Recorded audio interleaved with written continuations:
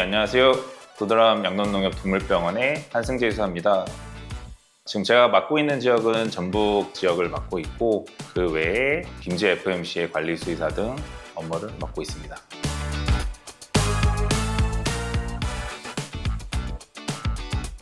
최근 축산 농가에서 돼지 이상육 발생으로 인한 피해가 심각해지고 있습니다. 국내 축산 농가에서 이상육으로 인한 피해가 지속적으로 보고되고 있습니다. 이상육 발생으로 인해 연간 최대 수천억 원에 달하는 경제적 손실이 발생하고 있습니다.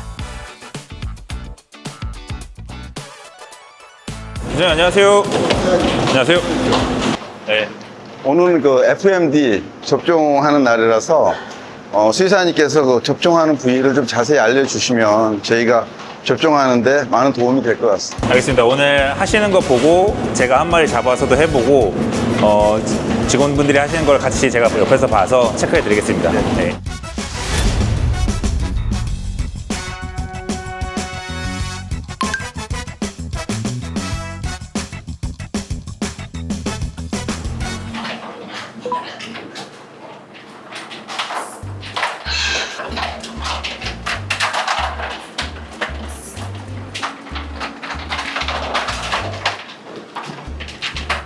저희는 엉덩이 쪽, 뒷다리 쪽에 하시네요. 네.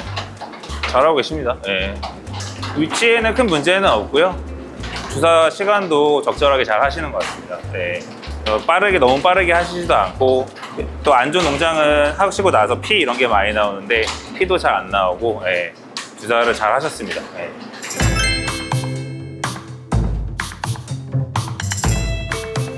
일단 이상육이라고 하는 것은 정상 근육과 다른 거를 이상육이라고 부르는 게 맞는 거고요. 농양이나 유가종, 변색, 부영제로 인한 보조세로 인한 변화 또는 근막 이상 이런 것들로 이제 나누고 있고요. 이상육을 일으키는 원인으로는 가장 큰 거는 주사로 저는 생각하고 있습니다. 또 하나는 출하 시 돼지를 때리거나 멍이 드는 행동으로 인해서도 이상육이 발생할 수 있습니다.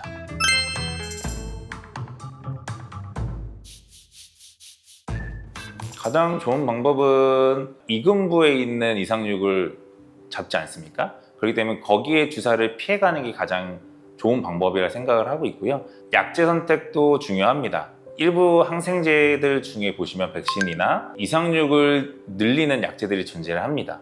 아니면 이상육 내에 농양을 제외하고도 근육 변성이라든지 색소 침착 이런 문제들이 발생할 수 있기 때문에 그런 약제들을 좀 피해서 사용하시면 훨씬 더 감소를 시킬 수도 있고요. 근육주사의 횟수를 줄이는 게 가장 중요합니다.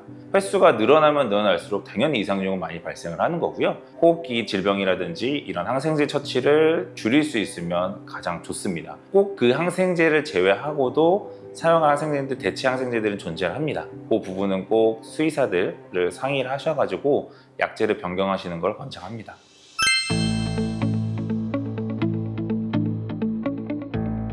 저는 일단은 둔부 접종이 제대로 이루어지지 않고 있다고 판단을 했었고요. 일부 새로 오는 직원들이라든지 군 단위로 접종을 하다 보니까 도망다니는 개체라든지 이런 부분은 엉덩이에만 하기는 어려울 수 있습니다. 그럴 경우에는 당연히 이근부에도 접종이 되고 있고요. 그런 것들이 이제 쌓이다 보면 이상육 발생률을 높일 수 있기 때문에 그게 원인이지 않을까 싶습니다.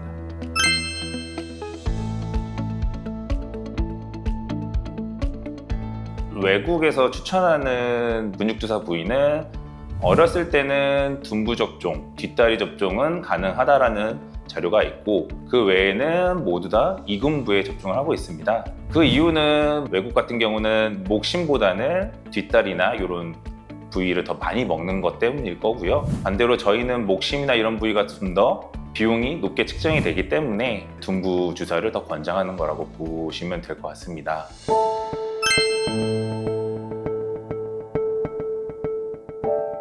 이군부에 주사를 하시던 농장이 둔부로 바꿨을 때 초창기에 간혹 농장에서 제가 본 적은 있고요. 뒷다리 근육 같은 경우는 여러 가지 신경들이 지나가고 있습니다. 그곳에 주사했을 때 뒷다리를 못 쓰거나 절거나 문제가 발생하다 보니 이군부 쪽으로 주사를 했던 거고요. 더 중요한 것은 위치보다 어떤 주사침을 선택하느냐, 어떤 길이의 주사침을 선택하느냐가 매우 중요합니다. 왜냐하면 그 길이가 결국은 자골 심공청을 건드리냐 안 건드리냐에 이제 이제 문제로 될 수 있기 때문에 길이의 선택에 대해서도 잘 설명을 드리고 있습니다. 그래서 그렇게 했을 경우에 이후에 길이 불능 이런 거는 자연스럽게 사라지고 있습니다.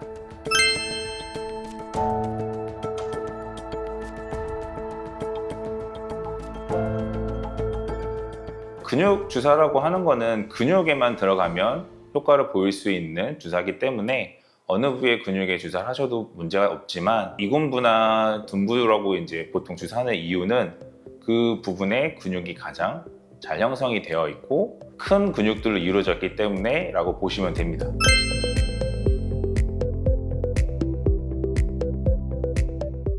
포유자돈이나 이후 초기 자돈에서는 근육 형성이 다른 육성비육돈에 비해서 적기 때문에 당연히 주사침이 짧아야 되는 거고 어린 인령의 개체에서는 2분의 1인치의 주사침이나 8분의 5인치의 주사침을 권장하고 있습니다. 주사침이 짧기 때문에 근육에 다 찌르셔도 신경총을 건드리거나 하는 문제는 없습니다.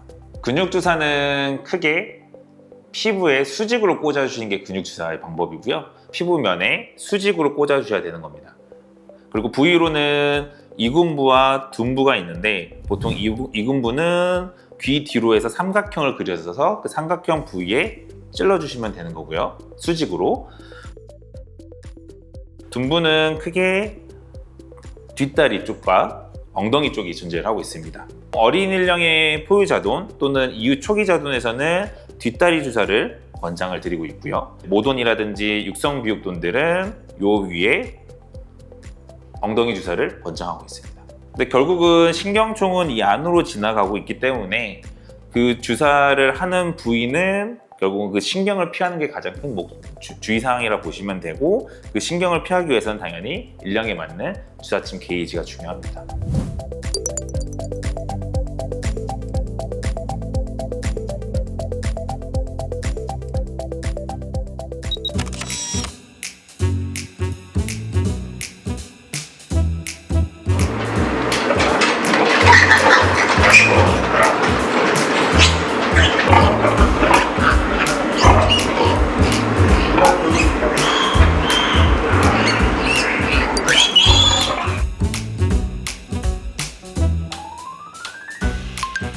포유자돈 등부 접종은 뒷다리 부위에 접종하는 것을 권장하며 2분의 1인치 또는 8분의 5인치 주사침을 사용하여야 합니다.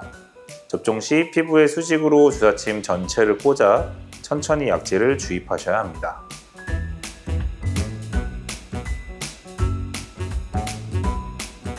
육성, 비육돈, 구적, 백신 등 근육 접종 시 엉덩이 부위 또는 뒷다리 부위 접종을 권장하며 연령에 따라 1인치 또는 1.5인치 주사침 적용을 권장합니다.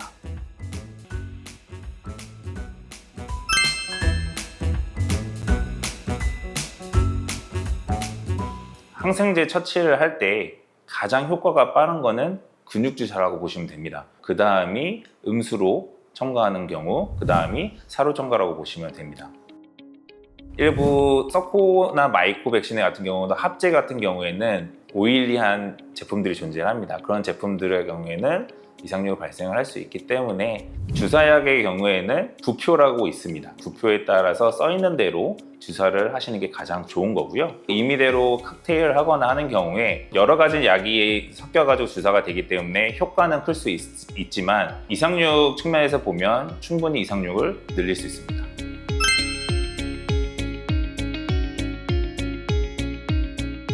처음에 어떤 부위를 접종하냐에 따라서 다른데요. 당연히 이군부를 꾸준히 했던 농장의 직원들의 경우에는 이군부를 편애하는 거고요. 그거는 개개인의 차이라고 보시면 되고 제가 봤을 때는 둔부가 좀 더 편합니다. 그 이유는 둔부는 하나의 큰 근육으로 형성이 되어 있고 그 근육의 면적이 넓기 때문에 사실 주사할 수 있는 부위가 좀 넓다고 볼 수 있습니다.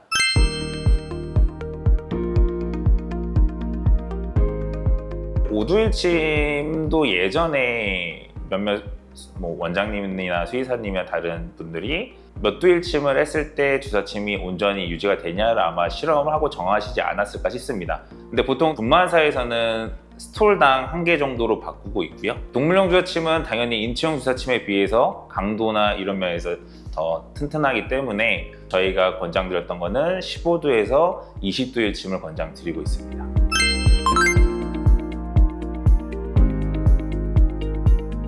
육안으로 보시게 되면 인체형 주사침에 비해서 훨씬 더 동물 주사침이 두껍습니다. 그러다 보니까 당연히 휨이나 부러짐에 대해서도 더 강도가 세고요. 주사침 끝부분을 보시게 되면 인체형은 일회용으로 나왔기 때문에 절단면이 하나입니다. 반대로 동물용 주사침 같은 경우는 두꺼운 피부를 뚫고 다도일침을 이제 위해서 만들었기 때문에 절단면이 2개 이상으로 되어 있습니다. 만약에 부러졌을 때 엑스레이 검출기나 이물 검출기에 드러나기도 쉽습니다. 사실 처음에 실험을 진행을 했을 때 주사침 끝부분 뾰족한 부분이 휘어지는 부분을 현미경으로 이제 측정을 해봤습니다. 그랬을 때 인체형 같은 경우는 주사침 끝부분이 주사침 바깥쪽으로 휘는 경향이 있고, 동물용 주사침은 주사침 끝부분이 안쪽으로 휘거나 무뎌지는 경향을 보였습니다. 근육에 주사침이 들어갔을 때 인체형 주사침 같은 경우는 바깥으로 휘다 보니까 나오면서 근육을 찢고 나올 수 있습니다. 반대로 동물용 주사침 같은 경우는 들어갔을 때